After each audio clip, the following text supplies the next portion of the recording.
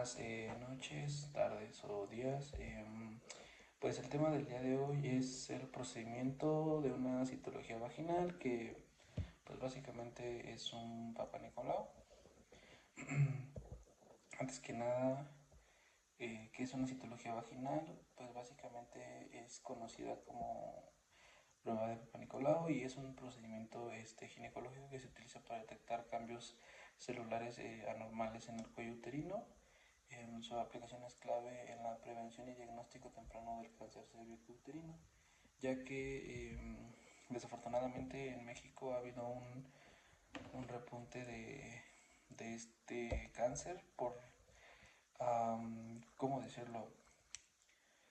Básicamente es por el aumento de la vida sexual en los adolescentes, jóvenes y así, em, que tienen, o bueno, entre más parejas sexuales se tienen, que más adelante se va a hablar eso, más probable sea que se genere algún tipo de situación. Este, También hay muchas, digámoslo así, controversias que también en la cultura mexicana no es pues no es pro prevenir o algo así, siempre es cuando ya está la situación y también como vamos a ver más adelante cada cuánto se debe de realizar y por qué. Pero normalmente aquí no es muy común que se haga hasta que haya un cierto tiempo, una cierta edad, algo así, o sea, como que no lo ven necesario cuando es algo fundamental. Am, por ejemplo, el objetivo principal del procedimiento es detectar células precancerosas o cancerosas, o sea, pues básicamente como es una muestra donde tú ya vas a ver si hay alguna situación de una célula que ya haya mutado o esté a punto de hacerlo. También te ayuda mucho con las infecciones vaginales porque recordemos que muchas infecciones de origen transmisión sexual no son detectables en las primeras, digámoslo así, semanas o así, o algunas meses. Normalmente no, ¿cómo decirlo? Pues los signos y síntomas tardan tiempo en aparecer. No en todos los casos, pero también es muy probable. También te ayuda mucho para identificar cambios hormonales y pues ayuda a prevenir en salud femenina, ¿no? O sea, es la salud preventiva lo que le estaba comentando. Básicamente es un método, el método más eficaz para detectar si hay algún riesgo o alguna situación en la zona íntima femenina. En el sentido de, obviamente, de parte interna y así.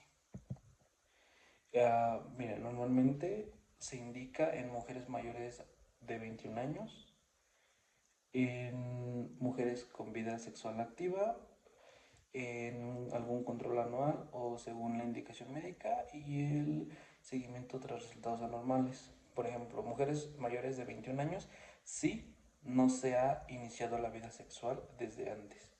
O sea, si no hay vida sexual, no se recomienda hasta que sea a los 21 años. Por ejemplo, si tú iniciaste a los 15, 16 así, y ya tienes una vida sexual activa, tendrías que acudir con tu médico a ver si te lo recomiendo o no. El control anual pues es muy importante y el seguimiento de los resultados, que igual lo veremos más adelante, es cuando, por ejemplo, bueno, haces un procedimiento de estos y te sale alguna situación anómala, entonces se tiene que repetir para confirmar resultados. Entonces, pues básicamente es así. ¿En qué momento o situación no se puede tomar? Es cuando hay algún tipo de menstruación activa, o sea que está en su regla, que hay algún tipo de infección vaginal sin tratar, que ya sea evidente, ya sea diagnosticada, principalmente, ¿no? También es importante recalcar que no se debe de tener relaciones sexuales antes de la toma, o sea, al menos unas 48 horas antes, que eso quiere decir unos 2 días antes de que se te vaya a realizar el procedimiento. Y tampoco se deben de utilizar las famosas duchas vaginales y los medicamentos que son pues igual vía vaginal porque pueden alterar ya sea el VIH de la el VIH, perdón, el pH de la zona o pueden alterar algún resultado de dicha situación. Mm, y pues bueno, este procedimiento es bastante delicado. Primero, bueno, lo primero que se tiene que hacer es la preparación del paciente, de la femenina, ¿no? En primera tienes que informar paso a paso de qué se tiene que hacer en el procedimiento. ¿Por qué? Porque tienes que explicar todo lo que se va a llevar a cabo, ya que es un procedimiento un tanto incómodo, es invasivo y pues normalmente, bueno, de hecho como recomendación deberían de estar presentes al menos 2 personas para realizarlo y de preferencia una persona debe de ser mujer, ya que por ejemplo en mi caso, como soy hombre, también las cosas se pueden malinterpretar o se pueden transversar en otras situaciones. Y pues sabemos todos que eso ha pasado y que en algún momento algún procedimiento se realizó de alguna mala manera o alguna mala práctica por algún licenciado malicioso o algunas situaciones que conllevó a esto. O en otros casos donde pues tampoco es muy normalizado que lo realicen los hombres. Por ejemplo, en las comunidades más alejadas, no sé, un ejemplo, yo estaba en Ixtlahuaca haciendo servicio y cuando tenían que poner o retirar DIUs o cosas así, era muy raro que te pidieran a ti ayudar a hacerlo, ya que son muy conservadores y pues podría haber alguna situación y en algunos casos hasta el marido quería estar presente para el procedimiento, que en este caso no tampoco es posible, ¿no?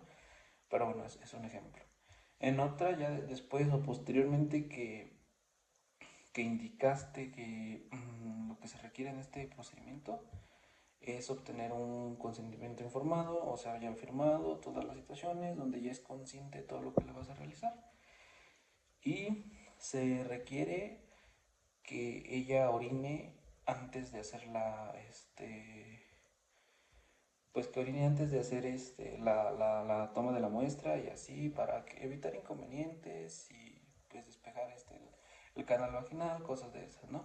Posteriormente, pues obviamente se le va a pedir que se ponga una batita, que se cubra con unos campos o así, y se tiene que poner en posición de lototomía, que es la posición ginecológica, donde un pie se pone en un lado, en otro se flexionan y se queda expuesto, por así decirlo. Repito, esto se tiene que hacer con cuidado y con mucha paciencia y respeto hacia el paciente. Posterior debe uno de hacer debe de tener un lavado de manos correcto, tienes que tener la higiene, la técnica de lavado de higiene, de lavado de manos correcta, es el uso de guantes estériles y el material ya debe de estar preparado para antes de iniciar. ¿Esto qué quiere decir? Básicamente vas por tu campo estéril, lo colocas en tu mesa, obviamente ya con tus manos limpias, ya hiciste tu lavado de manos. Eh, Se extiende el campo de manera estéril también, se va por el material, si tienes un espejo ya sea el desechable o ya sea, bueno, que veremos más adelante los materiales, ¿no? Pero ya sea el desechable o ya sea el que se mete a selle, entonces pues ya comienzas a preparar todo. El material necesario pues obviamente es el espejo vaginal, unos guantes de látex de preferencia, la espátula de ayetre o una batelenguas cuando no hay, perdón, un cepillo endocervical, que es como un palito de plástico con cerdas al final, una, em, ¿cómo se llama? Una laminilla portaobjetos o medio líquido, que pues es como una laminita así para tomar la muestra. Em, Es un fijador en un spray o alcohol al 96%. Y también debe de ser bueno, la lámpara y el campo estéril que les comencé hace.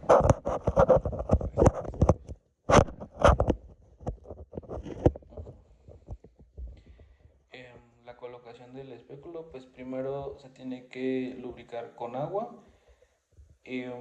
se tiene que introducir de manera delicada, o sea, ya cuando explicaste, ya estás listo, todo, ya tú también estás estéril, ya te colocaste tus guantes, ya colocaste todo en tu campo y todo así, pues ya se tiene que lubricar no se repito, con agua, se tiene que introducir con delicadeza en el canal vaginal. En ese momento tú lo que vas a ver es como pues el cuello uterino y la entrada así, pero es como, bueno, depende, si hay infección o algo así, se nota con secreciones o con puntos rojos o muchas manchas o así. Y si está sano, normalmente es como de un color rosita así. Y pues tienes que ajustarlo para que se quede en la posición o una buena posición para poder tener una visibilidad completa, ¿no? Ahora tienes que hacer la inspección que acabo de mencionar, de ver la coloración, pues, ver la forma, si tiene secreciones o lesiones.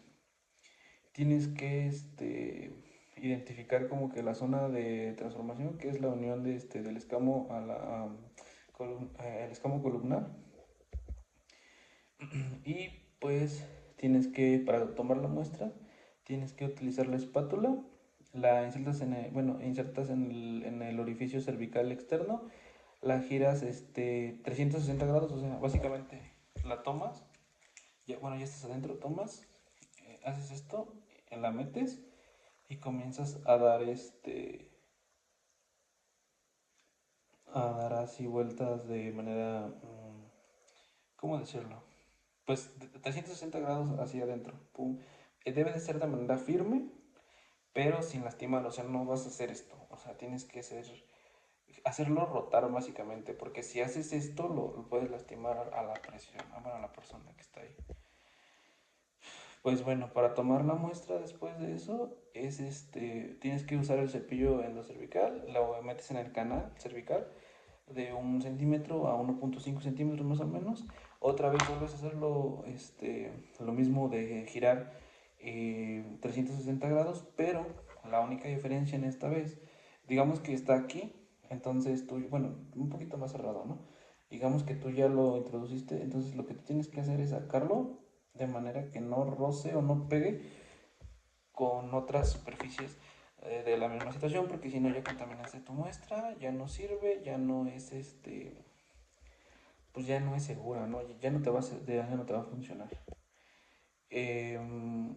Después tienes que extender el material en la lámina, o sea, básicamente lo sacas, lo tomas y tienes que hacer un movimiento uniforme, que es para no tiene que estar, o sea, no puedes dejarlo así solo, pum, y ya. Tienes que esparcirlo para evitar que se amontone en un solo lugar y tienes que ser rápido, o sea, porque si se seca al aire libre tampoco te sirve esa muestra. Pero entonces como cuando le pones como Nutella a un pan, por así decirlo, o sea, solo lo untas, pero de manera uniforme y rápida. Am, para fijar la muestra, pues tienes que aplicar el fijador en los primeros 10 segundos, que pues sería el fijador en spray, o sumergir el alcohol en 96. Y pues bueno, lo que lleva es el nombre del paciente, la fecha y el número de su historial clínico si es que lo tienes. Mm, y pues hay algo nuevo que es la alternativa, que es una citología en medio líquido. Esa básicamente se requiere introducir el cepillo directamente en una vía con solución preservante. O sea, básicamente ya el que lo recoge directo es el cepillo y ya nada más tú inmovilizas el cepillo. La ventaja de es que ya no requieres hacer el esparcimiento en la laminilla y ya eso evita que haya un contacto mayor con el ambiente y pues te da una muchísimo mayor precisión al tú poder checarlo, bueno, o sea, al tener el diagnóstico final.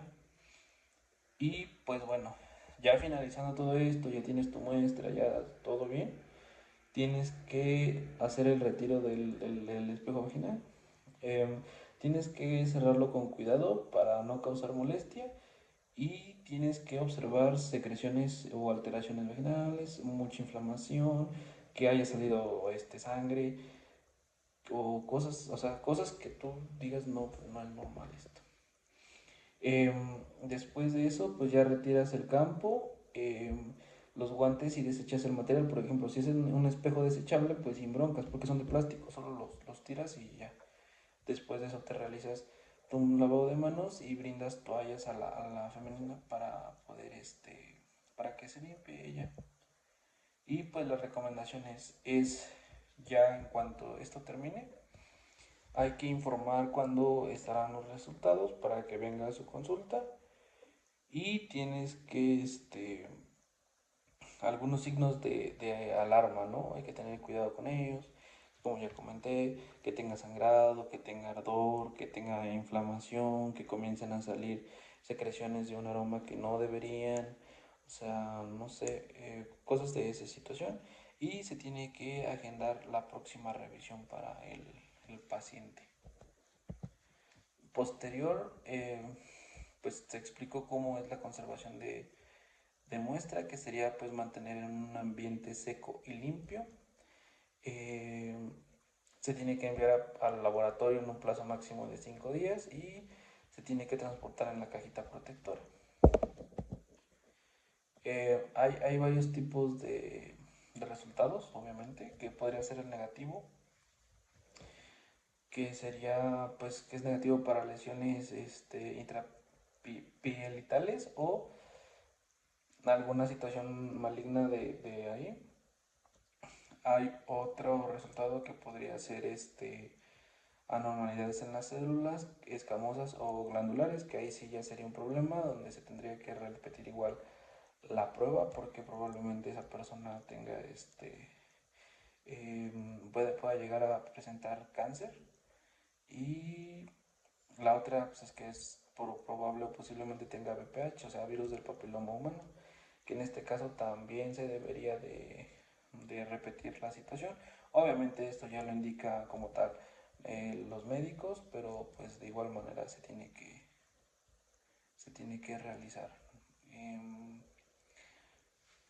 Posterior, la interpretación clínica, que básicamente sería, pues tú checas el resultado que te da y los síntomas que la paciente refiere y pues ya eso se relaciona con su historia clínica y se tiene que determinar después si requiere algún tipo de, o sea, si te requiere um, otra citología o una biopsia ya como tal, donde le tengan que quitar tejido para poderlo pues analizar y así, ¿no?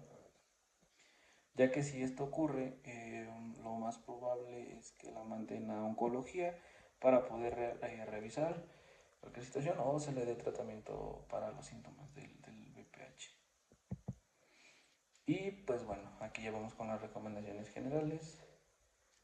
Por ejemplo, la frecuencia con la que se debería de hacer es el chequeo anual y yo creo que lo máximo que se debe de hacer es a los 3 años y pues también depende de la edad y factores de riesgo. ¿Qué quiere decir esto? Si tú tienes una vida sexual muy activa o ya tuviste VPH o algo así, necesitas hacértela cada año. Y si no, pues ya tampoco es o sea, es muy necesaria, pero, o sea, por eso el plazo máximo debería ser cada 3 años, o sea, pero máximo. Y después de los 65 años se podría suspender la prueba si hay antecedentes normales. O sea, si en ninguna ocasión se presentó ya sea algún tipo de lesión o todo estaba bien, no ha habido infecciones vaginales, su flujo es normal, no sé, nunca ha tenido no sé, prácticas sexuales de riesgo. ¿Qué quiere decir esto? Que con múltiples parejas por cortos periodos de tiempo y sin protección, habiendo aclarado esto. Y pues bueno, ¿cuál es el rol como nosotros de enfermeros? Es preparar el material, que es todo lo que se mencionó al principio. Brindar contención emocional, porque repito, este procedimiento puede ser traumático e incómodo para pues para la paciente, ¿no? Más que nada, para sus creencias, para todo. Y pues si recibe algún tipo de noticia que esté fuera de lo que ella esperaba, también hay que brindar una contención emocional y tienes que saber canalizarla a donde la persona lo requiera.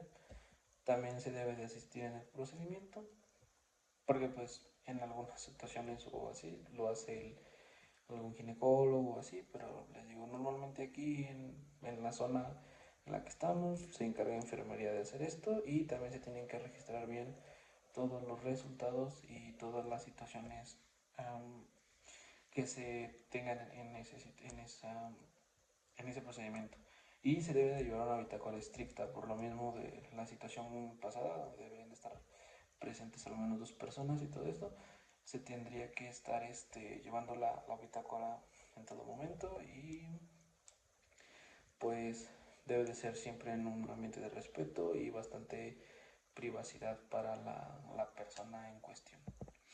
Eh, y pues es a lo que voy. Se va a las consideraciones éticas, que es privacidad y confidencialidad. No es como que yo sea enfermero y vaya una persona que yo conozco, mi vecina, por ejemplo, y llegue y se haga algo así, yo ande difundiendo y después resulta que tiene positivo y yo ando diciendo, no, la vecina tiene VPH y yo le hice la prueba o algo así. Eso no se debe de hacer. Otra cosa es realmente explicar bien el procedimiento a quién se le va a realizar.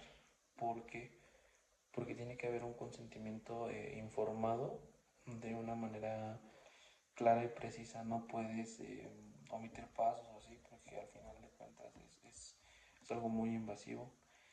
Y pues tiene que haber empatía, no puedes ser brusco, no puedes lastimar a la paciente, no puedes, pues, o sea, en general causarle algún tipo de daño tanto psicológico como físico y emocional.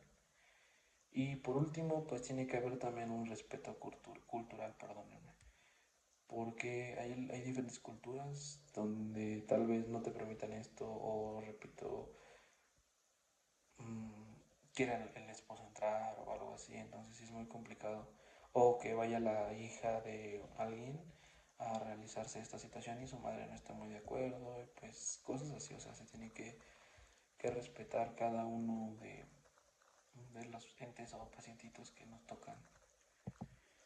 Mm, y pues bueno, la mayoría de los beneficios, el principal es la reducción de la mortalidad por el cáncer cervicouterino, que como digo, desafortunadamente aquí es bueno, aquí en México dio un repunte bastante alto, donde pues desafortunadamente muchas mujeres mexicanas han perdido la vida por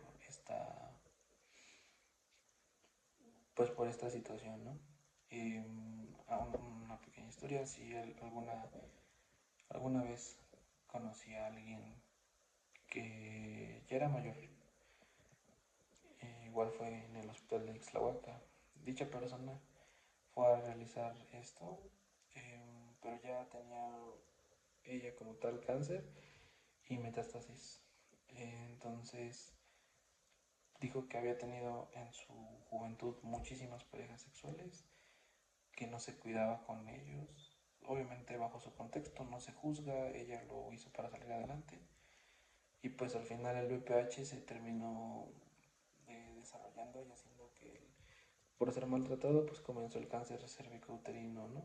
O sea, como que la mutación o así. Y pues desafortunadamente la persona falleció, se le encontró que era uno de los, bueno, o sea, que era uno de los casos de cáncer más agresivos que oncología había visto. Yo obviamente estoy en Toluca, o no nada más. Bueno, mi enfermera me comentó en ese momento y falleció. Y lamentablemente, como en ese momento se me comentó, era uno de los, bueno, es de los casos más comunes que existe, porque, repito, no hay cultura de prevención y hay muchos tabús, muchos enigmas en cuanto al ámbito sexual y el ámbito de cuidado.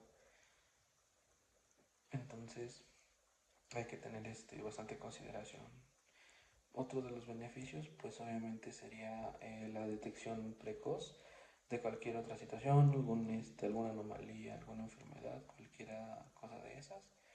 Eh, y promoción del autocuidado. Yo creo que si se logra hacer la conciencia suficiente, um, y se comienzan a explicar mejor estos procedimientos, si nosotros como enfermeros somos respetuosos y logramos tener un buen, pues un buen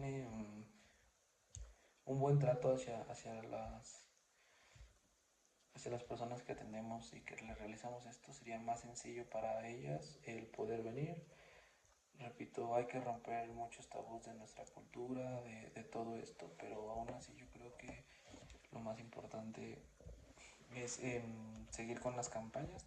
Si se dan cuenta, ya se retiraron la mayoría de campañas de promoción. Antes había de vacunación, de muchas cosas, ahora no. Y entonces, antes también había centros móviles para realizar este tipo de estudios, cosa que en esta situación ya tampoco existe. Entonces, como que si tú cuando alguien se acerca al centro de salud o principalmente primer y segundo nivel, y les comentas un poco, o yo veo que las enfermeras de aquí del centro del CEAPS de Chiapa o así, hacen sus propios murales o cosas así. Creo que es la tarea más importante de enfermería, el poder concientizar a la población sobre el cáncer y sobre el poderse, no solo este procedimiento, sino varios procedimientos que pueden prevenir alguna otra enfermedad o situación. No sé cómo decirlo, pero creo que el que en enfermería se pongan o requieran tanta creatividad es eso, porque sabemos que en México hay de todo tipo de contextos sociales, culturales y así, y que entre más sencillo sea para nosotros plasmar una idea o explicar una idea en un cartel, en una diapositiva, en lo que sea, y para la gente sea más fácil de entender, creo que ayudamos a muchos en el proceso. Y pues algunas pequeñas eh, complicaciones ya después de todo el proceso podría ser un leve sangrado post-toma, perdón, a alguna molestia o incomodidad, las que se mencionó en ese momento, y pues también está en el ámbito psicológico, que le pueda dar un poco de ansiedad saber cuál será su resultado del procedimiento. Y pues es lo que seguiría en dado caso que salga algo positivo sería una citología anormal, pues se tendría que repetir la prueba. Después sería una colposcopía, y si también sale positivo sería una biopsia ya cervical, y después se maneja con tanto el ginecólogo como el que es del cáncer, que se me fue su nombre ahorita, pero sí, o sea, también sería en ambos, oncología, perdón, en esas dos situaciones ya básicamente. Y pues bueno, hay algunos casos muy especiales donde no son como casos especiales así, que tienen que ser con más cuidado o no hacerse. Por ejemplo, en mujeres embarazadas sí se puede realizar, pero tiene que ser con extremo cuidado para evitar algún tipo de lesión o así. Después de la menopausia o bueno, postmenopáusico, hay que tener mucho más cuidado porque algunas tienen ya un síndrome de cuello atrófico y la toma sería más delicada. Recordemos que la menopausia viene después de los 40-45 años, dado caso de las mujeres. Y también si no ha presentado relaciones sexuales, tampoco es indicada la prueba. Y pues en conclusión, la citología vaginal es una herramienta sencilla, pero bastante fundamental en la salud de la mujer, y pues si se hace de manera correcta, garantiza un diagnóstico confiable y contribuye a la prevención del cáncer cervicouterino. Entonces, pues yo creo que aquí, antes que otra cosa, lo principal es la difusión, que se haga conciencia, que se pueda realizar la prueba, y pues hacer una prueba de manera correcta sin daño y sin lastimar. Y pues mis fuentes sería la norma 014 SSA2 de 1994, que es para la prevención, detección, diagnóstico, tratamiento y control y vigilancia epidemiológica del cáncer cervicouterino. Sería la OMS en su guía de la detección precoz del cáncer cervicouterino. También es el Instituto Nacional de Cancerología de 2022 y sería en la citología cervical, procedimientos y recomendaciones, que viene ahí como tal. Y pues otras dos, que es el Burner y el Saturday de 2020, que es de enfermería médico-quirúrgica. Y otro que se llama Tortora, que son principios de anatomía y fisiología, obviamente, que se tienen que tener para poder realizar la prueba. Pero bueno, gracias. Hasta luego.